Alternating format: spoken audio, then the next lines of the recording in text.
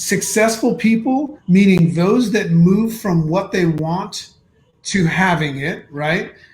They leave their butts out of the question. When they speak of their intentions to acquire their desired goal or state, they all say that it's going to happen.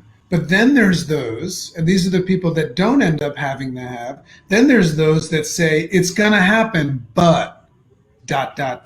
So those people we refer to as gunnabuts. So my question is, are you a gunnabutt?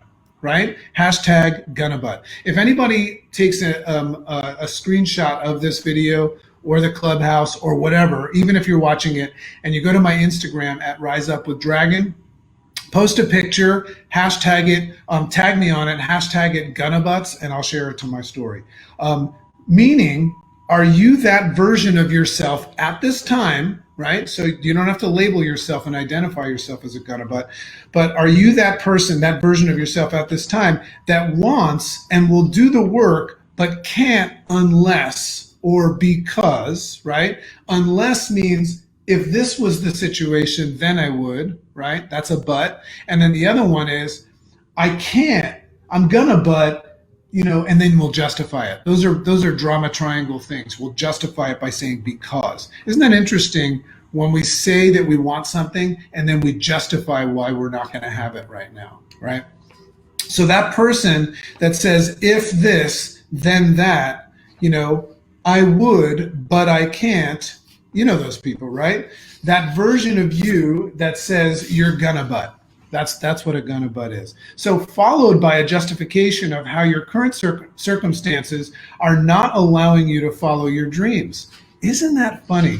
Can anybody justify that your circumstances are such that they're not allowing you to follow your dreams, right? When all we know about circumstances and obstacles is that they're there to be overcome to follow your dreams. But there's certain people, gunnabuts, that look at circumstances differently. They say, because of that, I can't.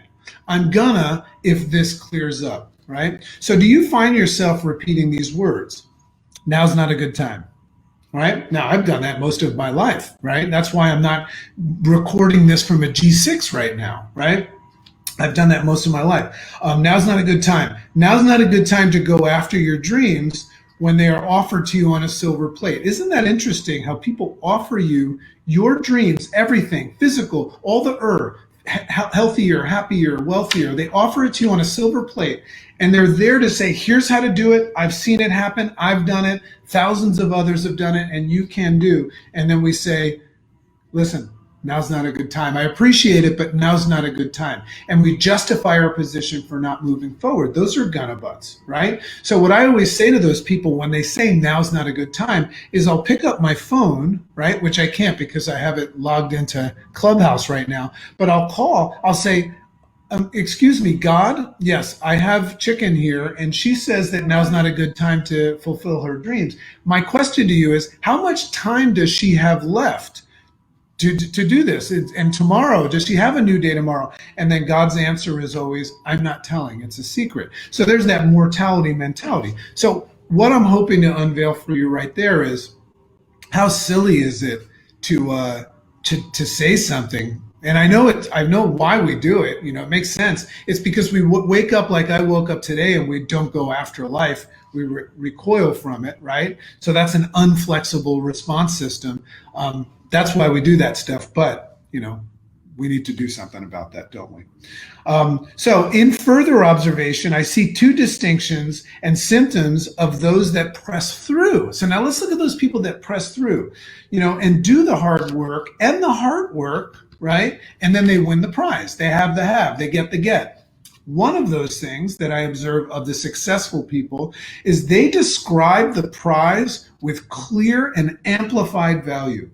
There's a different way. When you hear somebody describe what it is that they're working towards, you can tell that some people put way more descriptives in it and timestamps on them, and also value. They've connecting it to everything. Here's why I want it. Here's what it's going to be like. Just like the kid that wants a red shiny bike.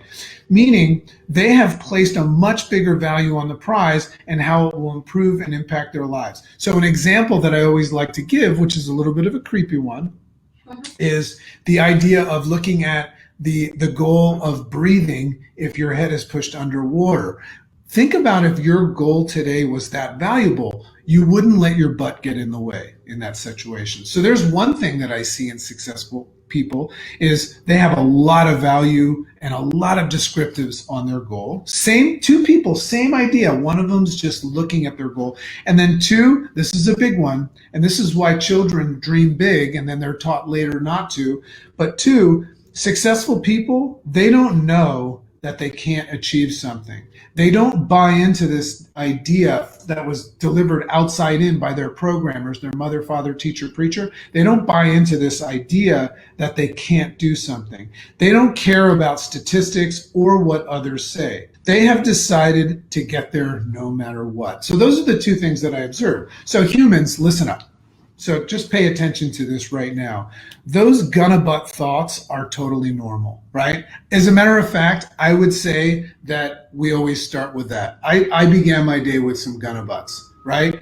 I said, yeah, I'm gonna do the rise up today, but right, I started to like come up with these solutions of how maybe I'll do a recording and put it up because I wasn't feeling it and stuff like that. So I experienced it, I felt it, and it's real and it's tough, right? And it's hard, but that's why we have structure and that's why we do things. That's why if you're listening to this right now and you're listening to my podcast and it's part of your structure that you do on Mondays and Fridays, no matter what, right?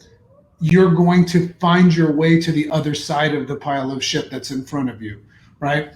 So listen up. Those gun and butt thoughts are totally normal and we all get them. But they are lies and a form of challenge. They're coming to you in the form of challenge from the universe to test your strength. I want you to look at those thoughts as obstacles and challenges, right? That are coming to you from the universe, and they're actually for you, not happening to you. They're there to test your strength. That's why we say things like God only prunes the branches that he wants to see grow, right? They're there to test your strength, your conviction, and desire to acquire the juice. So what do I mean by the juice? As someone that has pressed through all of the bullshit, and I did it again today, and I'll do it again tomorrow. I'll do it this afternoon. And if in an hour after this rise up, more bullshit comes, I'm going to press through it in search of the juice. So as somebody that's pressed through all the bullshit and found my way to the other side of the bullshit to collect the haves that I desire, because I have a lot of haves now, right? The juice is worth the squeeze, right? So think about the squeeze, right? Are you willing to go through the squeeze to get the juice? Well, go back to one of those success principles. Is the goal that you've set today or the state that you desire, your desired state, is it important enough to you, that juice, that you're willing to do the squeeze?